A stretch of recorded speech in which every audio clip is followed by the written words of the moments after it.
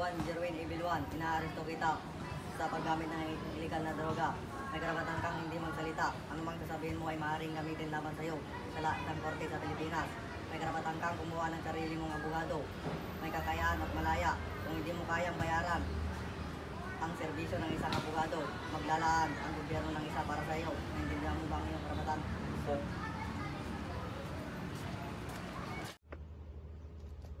Tigil! Taas ang kamay. Tingin sa kaliwa. Ikot ng 2 beses ng dahan-dahan.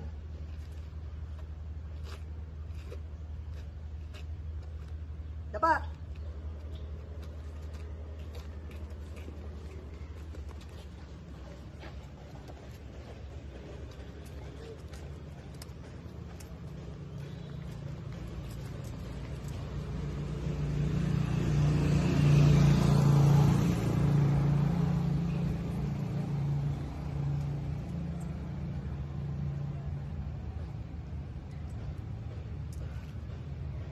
You are under arrest of using illegal drugs.